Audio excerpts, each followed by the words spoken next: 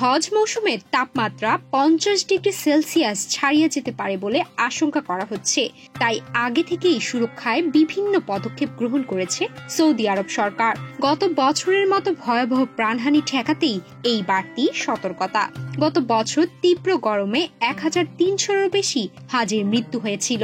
নিহতদের অধিকাংশই ছিল নিবন্ধনহীন এবং বয়সে প্রবীণ বা অসুস্থ।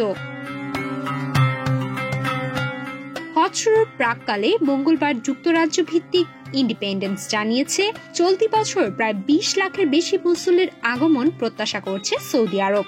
বিপুল সংখ্যক মানুষের হজ ব্যবস্থাপনায় তাই প্রযুক্তির সহায়তায় নজরদারি বাড়িয়েছে সরকার।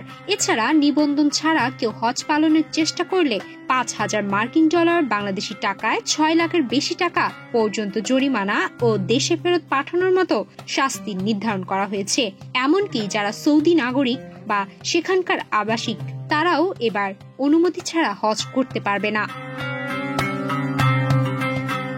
মক্কায় এক সংবাদ সম্মেলনে জানানো হয়, ইতোমধ্যেই 2,69,000-এর বেশি মানুষকে মক্কায় প্রবেশে বাধা দেওয়া হয়েছে, কারণ তাদের হজের অনুমতি ছিল না। হজ আইন লঙ্ঘনের দায়ে 23,000-এর বেশি বাসিন্দার বিরুদ্ধে ব্যবস্থা নেওয়া হয়েছে এবং 400টি হজ এজেন্সির লাইসেন্স বাতিল করা হয়েছে। সৌদি স্বরাষ্ট্রমন্ত্রী ফাহাদ আল জালাজেল বলেন, 2024 সালে মৃত্যুবরণকারীদের 80% ছিলেন অনিবন্ধিত হজযাত্রী। এবছর আমরা আন্তর্জাতিক মিশনগুলোর সঙ্গে সমন্বয় করে প্রযুক্তির মাধ্যমে প্রত্যেক হাজিকে পর্যবেক্ষণে রাখছি। সব হাজিকে এবার স্মার্ট হেলথ ট্র্যাকার পড়তে দেওয়া হচ্ছে, যা শরীরের তাপমাত্রা ও হার্ট রেট পরিমাপ করবে।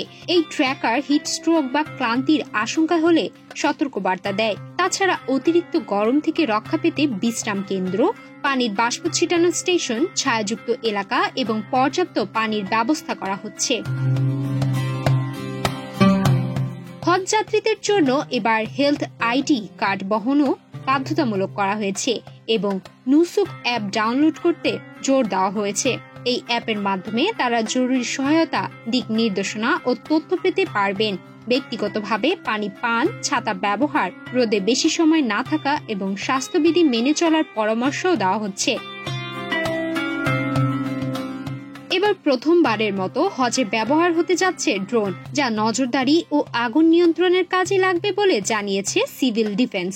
এছাড়া তীব্র গরমে অপেক্ষার সময় কমাতে নামাজের আজান ও জামাতের মধ্যবর্তী সময় সংক্ষিপ্ত করা হয়েছে।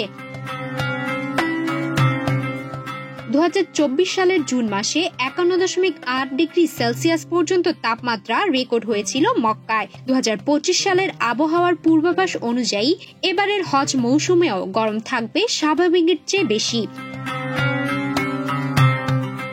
উল্লেখ্য, হজ ইসলামের 5টি মূল স্তম্ভের একটি, যা শারীরিক ও আর্থিকভাবে সক্ষম প্রতিটি মুসলমানের জন্য জীবনে একবার পালন করা ফরজ। সৌদি সরকার এবার এটি আরো নিরাপদ ও নিয়মতান্ত্রিকভাবে পরিচালনার জন্য সর্বোচ্চ প্রস্তুতি নিচ্ছে।